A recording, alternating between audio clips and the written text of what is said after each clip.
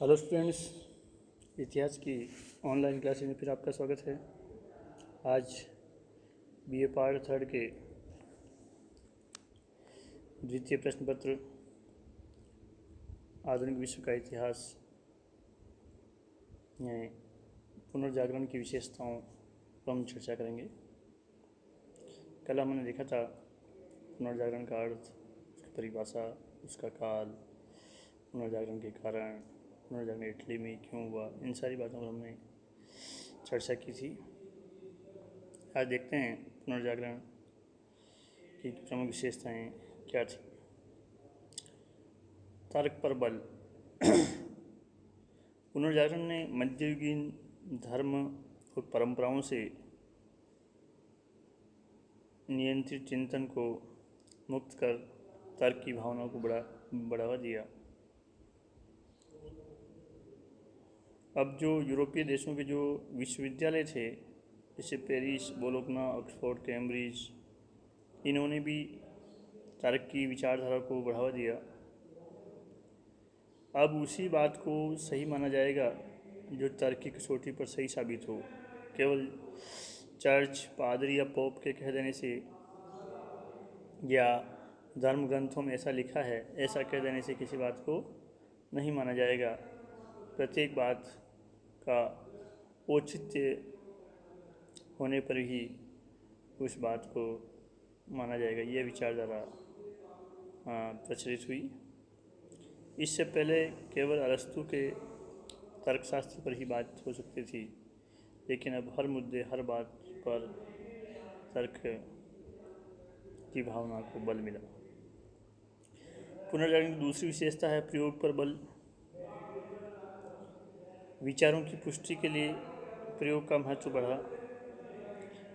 केवल धर्म ग्रंथों में ऐसा लिखा है, इस बात को अब नहीं माना जाएगा। प्रत्येक बात के लिए प्रमाण देने पड़ेंगे।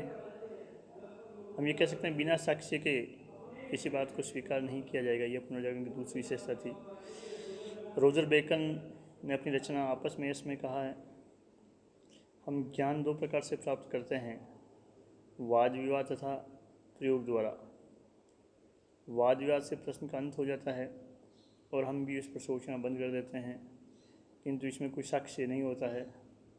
इससे नए तो व्यक्ति का संदेश समाप्त होता है और नई मस्तिष्क को शांति प्राप्त होती है। यह बात तब तक नहीं होती जब तक कि अनुभव प्रयोग द्वारा सत्य की प्राप्ति नहीं हो पाती। जैसे हम कहें H2O से ऑक्सीजन बनती है, केवल कह देने मात्र से काम नहीं चलेगा, हमें H2O से ऑक्सीजन बना करके दिखाना पड़ेगा। यही प्रयोगवादी धारणा थी। रोजर बेकन को इस प्रयोगवादी धारणा का जनक माना जाता है। एक आदि मनुष्य आग कैसे जलाता था कि दो पत्थरों को रगड़ करके चिंगारी उत्पन्न होती थी।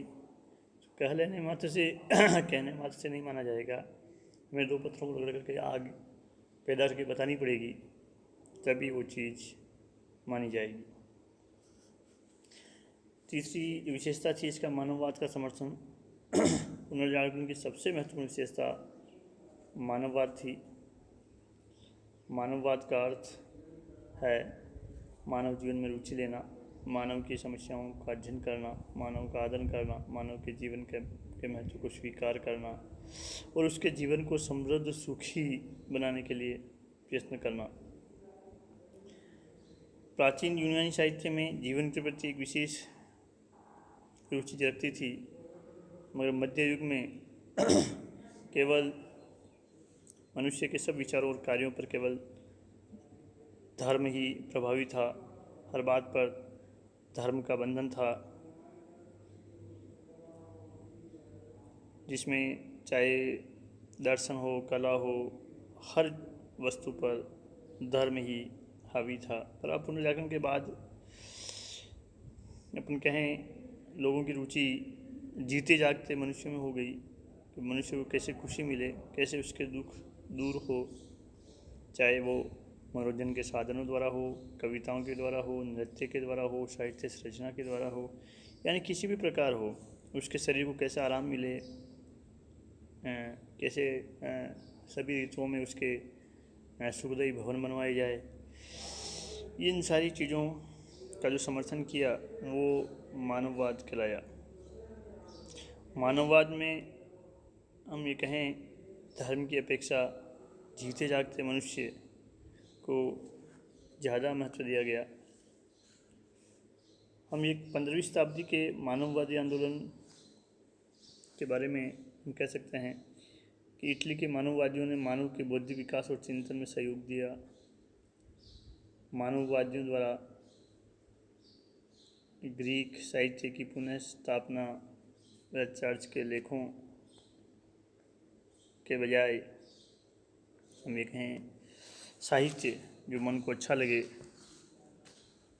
उसकी सृजना हुई, गद्य पद्य रचनाएँ हुई, साहित्य को प्रभावित किया। दूसरे मानववादियों ने एक आलोचनात्मक दृष्टि को जन्म दिया। जो चीज़ सही नहीं है, जो हमें सही नहीं लगती है, उचित नहीं लगती, उसकी हम आलोचना भी कर सकते हैं। ये सब मानववाद था। पेट्रार्क को मानववाद का जन्म या अग्रणी मानववादी माना जाता है। उसने धार्मिक अंधविश्वासों और धर्माधिकारियों के जीवन की खिल्ली उड़ाई और उसने परलोक को सुधारने के बजाय इसी लोक में मनुष्य के जीवन को आनंदपूर्ण बनाने पर ज़्यादा जोर दिया। उसने कहा कि मनुष्य की विचारधारा को समस्त नियंत्रणों से मुक्त करना चाहिए ताकि मनुष्य प्रकृति के निकट पहुंचकर वास्तविक आनंद की प्राप्ति कर सके। इटली के नागरिकों ने मानववाद का समर्थन किया क्योंकि धार्मिक बंधनों के कारण वे अपनी सहज प्रवृत्तियों का विकास नहीं कर पा रहे थे। इरेस्मस को मानववादियों का राजा कहा गया। जर्मनी में भी यूक्लिन और मेलांकथन नामक मानववादी विचारक हुए। इंग्लैंड में जॉन कोलेट और थॉमस मूर मानववादी विचारक थे। तो इस प्रकार पुनर्जागरण ने मनुष्य के जीवन के बारे में विचार किया। पुनर्जागरण की अगली जो विशेषता है वह है सोच सौंदर्य की उपासना। सौंदर्य मनुष्य को सदा ही आकर्षित करता है, चाहे वो प्राकृतिक सौंदर्य हो, चाहे वो चित्रकला का सौंदर्य हो, चाहे मूर्तिकला का सौंदर्य हो, या सुंदर वस्तुएं हो, सुंदर भवन हो। ये सारी चीज़ें मनुष्य को सदा से ही आकर्षित करती रही है, मगर चर्च के कारण इन सब पर प्रतिबंध था। मनुष्य को अपने मन को अच्छा लगने वाली चीज़ों के बारे में सोचने पर भी प्रतिबंध था। केवल धार्मिक दृष्टि से जो चीज़ें उचित थी उसी के बारे में वो सोच सकता था। तो पुनर्जागरण ने इस सहज सौंदर्य की भावना को गति दी। यह सौंदर्य हमें चित्रकला, मूर्तिकला, वास्तु निर्माण, साहित्य इत्यादि में हमें दिखाई देता है। तो यह पुनर्जागरण की 4 महत्वपूर्ण विशेषताओं पर हमने अभी चर्चा की। जैसे प्रथम हम कह सकते हैं तर्क पर बल दिया गया। एक पढ़ा लिखा व्यक्ति बिना तर्क के किसी बात को स्वीकार नहीं करता है वर्तमान में। तो पहले भी हमें जैसे अंधविश्वास है तो अंधविश्वासों के बारे में भी हमें तर्क की कसौटी पर कसना चाहिए। किसी भी बात को हमें ऐसे ही नहीं मान लेना चाहिए जब तक कि उसका प्रयोगात्मक परीक्षण नहीं कर लिया जाए। हमें मनुष्य के जीवन को इसी लोक में सुंदर बनाने पर विचार करना चाहिए, न कि केवल परलोक में मनुष्य का जीवन सुंदर हो इस पर विचार हम करें। और शायद सौंदर्य चाहे वो प्राकृतिक हो, चित्रकला के रूप में हो या अन्य रूप में हो, इसकी भी उपासना पुनर्जागरण में की गई। हम पुनर्जागरण काल के साहित्य पर थोड़ा दृष्टिपात करते हैं। सबसे पहले तो हम देखते हैं कि इस साहित्य की क्या विशेषताएं थी। पुनर्जागरण से पहले केवल लैटिन एवं यूनानी भाषाओं में ही साहित्य लिखा जाता था और बाकी भाषाएं या हम कहें देसी भाषाएं असभ्य मानी जाती थी। पुनर्जागरण के बाद विद्वानों ने अपनी अपनी मातृभाषाओं में साहित्य का सृजन और अध्यापन किया जाने लगा, जैसे इटालियन, फ्रेंच, स्पेनिश, पुर्तगाली, जर्मन, अंग्रेजी, डच, स्वीडिश इत्यादि। यानी पुनर्जागरण काल ने यूरोप की स्थानीय भाषाओं को भी एक प्रकार से हम कहें शक्तिशाली बना दिया। अब इन भाषाओं में साहित्य की रचना होने लगी। बाइबिल जो अब लैटिन भाषा में उपलब्ध थी उसका भी विभिन्न भाषाओं में अनुवाद हुआ और विभिन्न भाषाभाषी लोग जो कि लैटिन से अनभिज्ञ थे वे भी बाइबिल या अन्य साहित्य ग्रंथों को हम कहें पढ़ने लगे। साहित्य में मानववादी तत्वों का प्रवेश, यानी अब तक जो साहित्य था मध्यकाल में उसका मुख्य विषय धर्म था। अधिकांश रचनाएं भी धार्मिक थी और उन पर धर्म की गहरी छाप होती थी। इस साहित्य में केवल मनुष्य के बारे में चिंतन नहीं करके धर्म के बारे में ही चिंतन किया गया था। मगर पुनर्जागरण के बाद साहित्य की विषय वस्तु धर्म के स्थान पर मनुष्य बन गया। मनुष्य का जीवन ही अब मानव जीवन की घटनाएं और मनुष्य का जीवन साहित्य का विषय बनने लगी। साहित्य आलोचना प्रधान, मानववादी और व्यक्तिवादी हो गया था। अंग्रेजी लेखक शेक्सपियर, फ्रांसीसी लेखक रेबेलास, स्पेन के लेखक सर्वेंटी इत्यादि ने अपनी कथा वस्तु या कहानियों के लिए धार्मिक विषय नहीं चुन करके मानव जीवन के विषयों को ही इन्होंने प्राथमिकता दी। पुनर्जागरण काल में साहित्य की शैली में परिवर्तन हुआ और पद्य की अपेक्षा गद्य साहित्य ज़्यादा लिखा जाने लगा। शैली का परिवर्तन सबसे पहले हमें कविता में दिखाई देता है। धर्म के अपने एक प्रकार से कहें अनुगामी कवियों के अनुकरण को छोड़कर अब नए पदबंध और विषयों को अपनाया गया। नाटक में भी धार्मिक नाटकों की जगह अब जनसाधारण को मनोरंजन की दृष्टि से नाटक लिखे जाने लगे। उनमें व्यंग का प्रयोग नाटकों में बढ़ा। गद्य लेखन का भी विकास हुआ। इससे पहले कहानियाँ तक कविता के रूप में लिखी जाती थी। अब कहानियों का माध्यम या हम कहें कथा साहित्य का माध्यम जो है गद्य हो गया। इटालियन बोकाचियो की डेकेमेरोन एक ऐसी रचना है जिसने यूरोप के पुनर्जागरण काल में गद्य लेखन को प्रभावित किया। तो इस प्रकार हमें इस काल में भी साहित्य की विभिन्न विशेषताएं हमारे सामने दृष्टिगोचर होती है। अब हम देखते हैं कि विभिन्न भाषाओं का जो साहित्य था एक प्रकार से वो उसकी महत्वपूर्ण रचनाएं उस भाषाओं की कैसी थी उस पर हम थोड़ा नज़र डाल देते हैं। जैसे इतालवी साहित्य जो है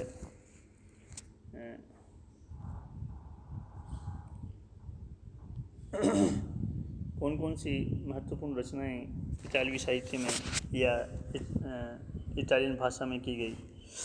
तो सबसे पहले हम देखते हैं दांते, जो कि इटली का एक विख्यात कवि था। उसने अपनी विख्यात कृति डिवाइन कॉमेडी में मनुष्य को नैतिक एवं संयमी जीवन जीने की प्रेरणा दी। उसकी इस पुस्तक में एक काल्पनिक जगत की यात्रा का वर्णन है जिसमें उसने नरक, पाप मोचन स्थल तथा स्वर्ग की सुखमय दृश्य और नरक की पीड़ाकारी दृश्य का उसने चित्रण इस डिवाइन कॉमेडी में किया है। इस प्रकार यह यात्रा दुख से प्रारंभ होकर आत्मिक सुख यानी स्वर्ग की प्राप्ति पर समाप्त होती है। तो इस रचना के द्वारा उसने लोगों को मानव प्रेम, देश प्रेम और प्रकृति प्रेम की शिक्षा दी है। इतालवी भाषा में ही दांते ने वीता नोवा एवं मोनार्किया नामक रचनाएं की है। उसने अपनी कविताएं भी अपनी मातृभाषा इतालवी में लिखी है। इसे दांते को इतालवी कविता का पिता भी कहा जाता है। पेट्रार्क में, जिसे कि मानवतावाद का जनक माना जाता है, अपने सोनेट्स लिखे, इन्हें हम लंबी कविताएं कह सकते हैं, जिसकी प्रकार से कहें विषय वस्तु धार्मिक नहीं होकर के प्राकृतिक प्रेम और मनुष्य के सुख एवं दुख का मार्मिक चित्रण मिलता है। मनुष्य की रुचि पर भी इसने अपना ध्यान केंद्रित किया है। दांते का विषय धार्मिक था, जबकि अपन कहें पेट्रार्क, जिसे मानववाद का पिता कहा जाता है, उसका विषय भी मानववादी था। उसने लोगों को पुस्तकों से प्रेम करना भी सिखाया। इतालवी भाषा में ही प्रसिद्ध विद्वान मैकियावेली की रचना the Prince the Art of War है। ये द प्रिंस तो कूटनीतिक रूप से मैकियावेली काफ़ी प्रसिद्ध रचना है, जो आज तक भी शासकों को अपनी राजनीति कैसे करनी चाहिए इसकी प्रेरणा देती है। इसकी तुलना चाणक्य के अर्थशास्त्र से भी की जाती है, और चाणक्य को भारत का मैकियावेली, या अपन कहें मैकियावेली को यूरोप का चाणक्य कह दें तो कोई अतिशयोक्ति नहीं होगी। शासन नीति के विभिन्न सिद्धांत उसने इसमें इताली भाषा में वर्णित किए हैं। बोकाशियो भी इताली भाषा का एक प्रसिद्ध प्रतिनिधि था। उसकी प्रसिद्ध कृति डेकेमेरोन है, जो कि 100 कहानियों का संग्रह है। इन कहानियों में उसने हास्य को प्रधानता दी है। लेखक ने इटली के संपन्न एवं समृद्ध समाज में व्याप्त नैतिक भ्रष्टाचार की कहानियाँ डेकामेरोन में लिखी है। इसी डेकामेरोन में 1349 के आसपास यूरोप में जो प्लेग फैला था, इसे ब्लैक डेथ के नाम से जाना जाता है, इसका उल्लेख में ब्लैक डेथ का उल्लेख भी इसमें मिलता है। बोकाशियो की एक दूसरी रचना है जीनियोलॉजी ऑफ द गॉड्स। इसमें बोकाशियो कहता है कि ज्ञान मानव को नैतिक, गुणवान एवं बुद्धिमान बनाता है। इस चीज़ का उल्लेख उसने इसमें किया है। दांते, पेट्रार्क, बोकाशियो के मैकियावेली इत्यादि के अतिरिक्त भी एरिस्टो, टासो, सेल्यूतानी आदि ने इटली भाषा में अपने साहित्य रचना में योगदान दिया है। फ्रांसीसी साहित्य का जो पुनर्जागरणकालीन विद्वान रेबेलास था, उसने धार्मिक कट्टरता एवं अंधविश्वासों का विरोध किया रेबेलास ने, और उसने संपन्न लोगों, धार्मिक रूप से कट्टर लोगों और अंधविश्वासों पर कड़वी व्यंग्य रचनाएं की। अपनी गद्य एवं पद्य रचना उसने हास्य एवं व्यंग्य का अनुसरण किया। उसकी एक पुस्तक को नया संदेश, जिसने एक नई विचारधारा फ्रांस में दी, नया संदेश कहा जाने लगा। फ्रांस के लेखकों में मेंटोन भी महत्वपूर्ण है। मोंटेन, इसने निबंध लेखन लिखे। उसके निबंध फ्रांसीसी भाषा में थे, वे सरल और सुबोध थे। इन निबंधों का जो विषय था वो मित्रता, शासन व्यवस्था, शिक्षा और युद्ध आदि से संबंधित था। निबंधकार के साथ साथ वो एक मानववादी भी था। वो कहता था, संसार की महानतम बात यह है कि मनुष्य इस बात को जान ले कि वह अपनी वास्तविकता के अनुरूप कैसे बने। मोंटेन को और चिंतन में रूसी विद्वान वाल्टेर का अग्रगामी भी माना जाता है, क्योंकि उसने तत्कालीन सत्ता एवं मध्यकालीन आतंक के विरुद्ध आवाज़ उठाई थी, और इसलिए उसे प्रथम आधुनिक व्यक्ति की भी उपाधि दी जाती है। अंग्रेजी साहित्य के जो महत्वपूर्ण लेखक थे चौसर, थॉमस मोर और शेक्सपियर थे। चौसर को अंग्रेजी काव्य का पिता कहा जाता है। उसने भी सोनेट, लंबी कविता, सोनेट में लंबी कविता जो थी, सोनेट लिखे। कैंटरबरी टेल्स चौसर की एक प्रसिद्ध रचना है, जिस पर डेकेमेरोन का प्रभाव दिखाई देता है।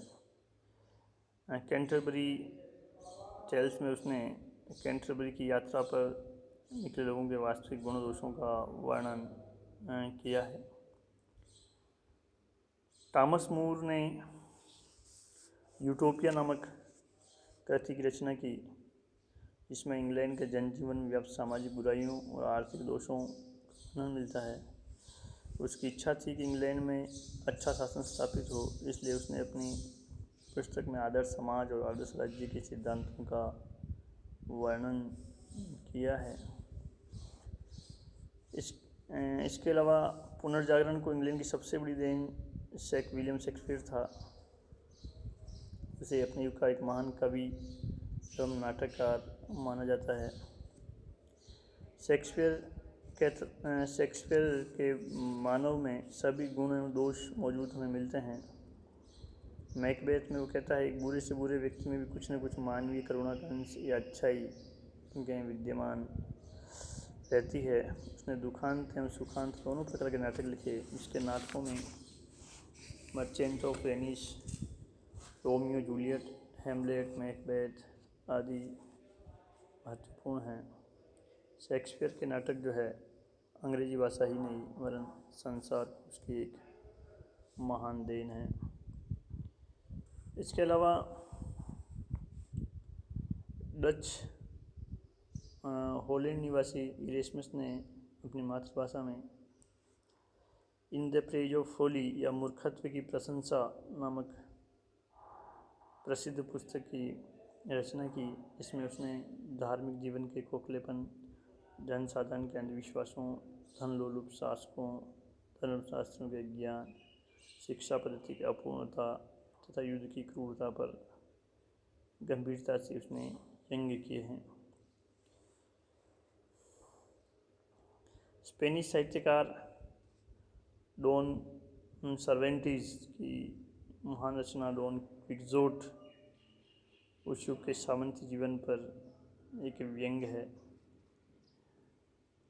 सर्वेंटीज डॉन क्विक्सोट में लिखता है, मेरी वास्तविक इच्छा मानव जाति को सूरवीरता की झूठी और मुक्तापूर्ण कहानियों से अवगत कराना है। इसके अलावा पुर्तगाली भाषा में कैमोन्स ने लूसियो और लूसियार नामक कवि की रचना की, जो कि वास्को डी गामा की भारत यात्रा से संबंधित है। इसके अलावा भी अपन कहें कि अनेक रचनाएं यूरोप के विभिन्न देशों की मातृभाषाओं में लिखी गई, जो कि हम पुनर्जागरणकालीन साहित्यिक विकास को वो दर्शाती है। से फ्रांसिस बेकन अंग्रेजी साहित्य का सर्वोत्तम निबंधकार था और उसने मनुष्य का जो ध्यान है व्यर्थ के धार्मिक विचारों से हटा करके प्रकृति के अध्ययन और मानव हित में लगाने की उसने जो बात की वो वास्तव में ही महत्वपूर्ण है। इस प्रकार पुनर्जागरण के बाद साहित्य पर जो धर्म का जो बंधन था, प्रतिबंध था, वो समाप्त हो गया और न केवल लैटिन और यूनानी भाषा का साहित्य ही सभ्य माना जाने लगा, वरन विभिन्न देशों की मातृभाषाओं में जो साहित्य रचना हुई उसे भी महत्वपूर्ण माना जाने लगा। जय हिंद।